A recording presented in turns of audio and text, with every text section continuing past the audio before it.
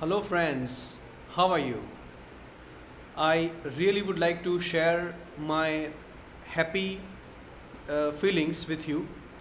I'm actually feeling so excited that you people are liking my videos and you are also subscribing to my channel. So keep showering your love in such a way. So this will keep motivate me for making such more videos for you, and definitely I would try to improve my way of teaching, and hope you are actually getting benefit from these videos. And if you have any suggestion regarding these videos and my content, so please feel free to write them in a comment section. So in today's video we are going to focus on our point number 5th, and that is the last point of strategy for poverty eradication. And this strategy is adopted by the government in order to remove the poverty from the country. तो उसमें हमने हमारे previous video के अंदर point number 1 से लेकर 4 तक हमने कंप्लीट कर लिया है. तो आज के हमारे इस वीडियो में हम बात करने वाले हैं पॉइंट नंबर 5 के बारे में. तो government has improved the structure of education. देखो, गवर्नमेंट ने एजुकेशन का जो स्ट्रक्चर है वो इम्प्रूव किया है. हेल्थ का structure, residence, employment, family planning and communication. तो government has tried to improve structure in almost all the fields. Government ने एजुकेशन सिस्टम को भी बदला है. Government has also tried to consolidate the health structure in the country. Consolidate का मतलब उसको मजबूत करने की कोशिश करी है हेल्थ स्ट्रक्चर को, क्योंकि हेल्थ डिपार्टमेंट एक ऐसा डिपार्टमेंट है कि जिसको इम्प्रूव करना ही पड़ता है. ठीक है, क्योंकि अगर किसी भी पर्सन की हेल्थ अगर अच्छी नहीं रहेगी तो ऑब्वियसली वो पर्सन जो है वो इकोनॉमी के लिए कोई फ़ायदा नहीं पहुंचा सकता. तो हम कह सकते हैं कि अगर मान लो कि हेल्दी नेशन अगर हमें बिल्ड करना है तो हेल्दी पीपल हमें बिल्ड करने पड़ेंगे. First we have to keep the citizen of the country healthy, then only they will be able to contribute in the economy of our country. ठीक है, तो health is the most important aspects that the government had focused already and try to bring the improvisation in the health services. ठीक है, in the government health centers, in the government health centers government ने बहुत सारे changes जो है वो लाए हैं. तो एजुकेशन के अंदर, हेल्थ के अंदर, residence, employment, family planning and communication etcetera. It has improved irrigation facilities, और गवर्नमेंट ने इरिगेशन फैसिलिटीज़ को भी इम्प्रूव किया है. Roads, crop production, skills and training field, agriculture developed and varieties of crops, bank loans for obtaining the seeds, fertilizers, tractor etc. बेटा ये जितने भी जो है ना अलग अलग तरह की जो स्कीम्स हैं, वो स्कीम्स के बारे में हम अपने आने वाले इसी चैप्टर में, और अब हमने हमारे अगले वीडियोस में हम इसके बारे में बात करेंगे कि कौन कौन सी स्कीम गवर्नमेंट चला रही है इन सभी चीज़ों को इम्प्रूव करने के लिए, कि भाई फार्मर्स को बहुत ही चीप दाम पर, बहुत ही सस्ते दामों पर सीड्स एंड फर्टिलाइज़र्स अवेलेबल करवाए जाएं, ताकि ये फार्मर जो है वो अच्छा क्रॉप्स ग्रो कर पाए. और अच्छा क्रॉप्स का मतलब financial condition of this farmers will be better. ठीक है, और will get better. Such type of varieties of steps have been undertaken for the rural upliftment. यानी इस तरह के जो वैराइटीज़ ऑफ स्टेप्स जो है वो लिए गए हैं by the government in order to uplift the condition of the people living in the rural areas, right? Employment fields have been created in home itself, और बहुत सारे ऐसे employment fields create किए गए हैं in a home itself, यानी कि घर पे रहकर ही, यानी कि गांव में ही बहुत सारे ऐसे employment opportunities जो है वो create करवाए गए हैं. ठीक है, पूरा so it has many planning so that youth does not migrate towards the cities, which causes the burden of population in cities. बेटा ये चीज़ मैंने आपको आगे भी बता दी थी कि गवर्नमेंट जो है वो रूरल एरियाज़ के लिए या फिर रूरल एरिया के लोगों के लिए बहुत सारी स्कीम्स, बहुत सारे एम्प्लॉयमेंट स्कीम्स लाती है। और ये एम्प्लॉयमेंट स्कीम का जो मेन फोकस है वो क्या होता है कि गांव के लोगों को, ठीक है, एम्प्लॉयमेंट मिल सके, गांव के लोगों को क्या मिल सके, एम्प्लॉयमेंट। और वो एम्प्लॉयमेंट अगर उनको वहीं पे मिलेगा तो उनका माइग्रेशन जो है वो स्टॉप हो जाएगा, माइग्रेशन फ्रॉम रूरल एरियाज़ और from the villages to the city areas.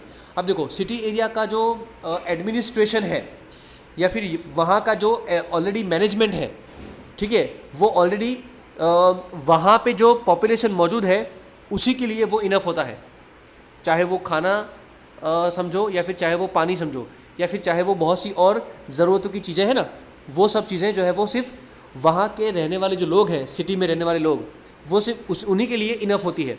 लेकिन अगर मान लो कि कभी कभी thickness of population in the city area increases all of a sudden abruptly, then the management in the city also get disturbed because of the unavailability of or scarcity of food and water, okay, arises all of a sudden।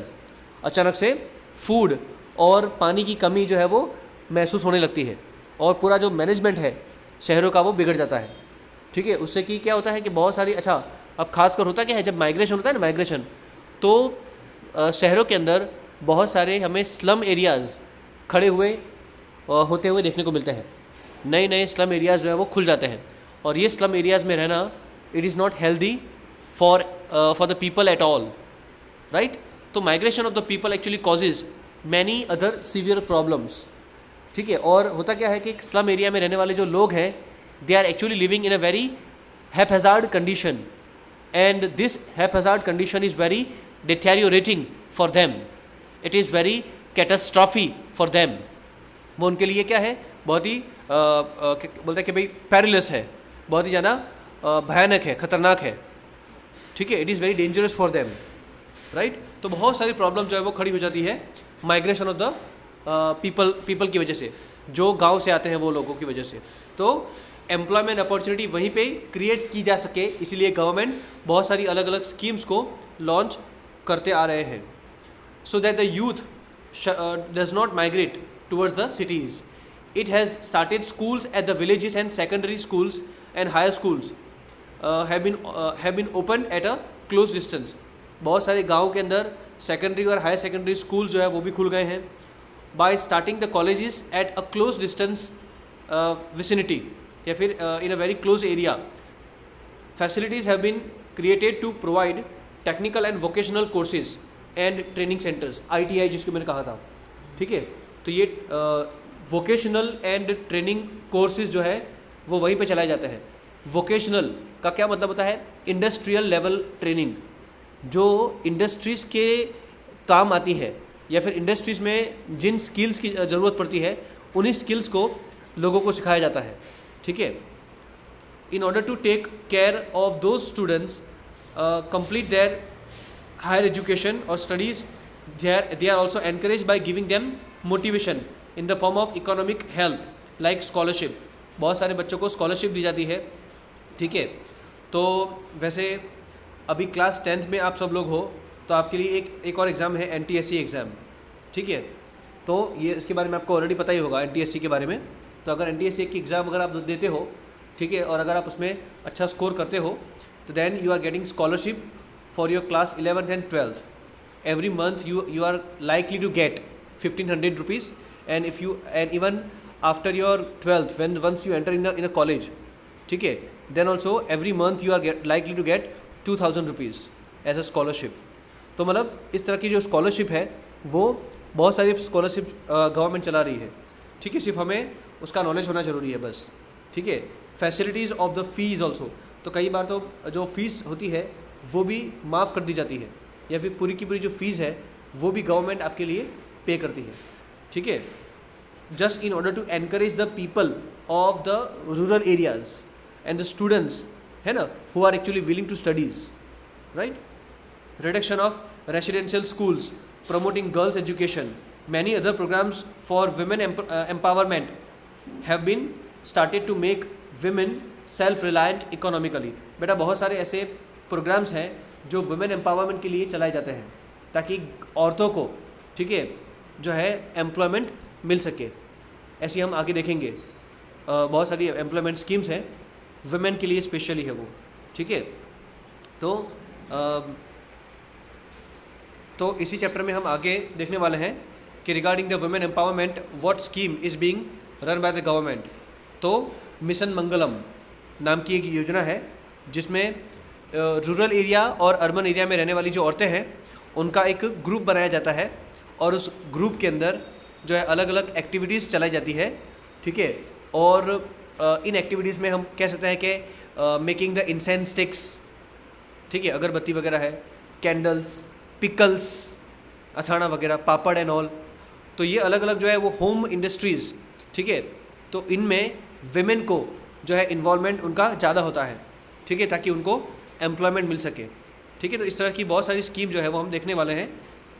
Various solid steps have been taken to create self employment. और बहुत सारे ऐसे concrete step लिए गए हैं by the government in order to create the self employment.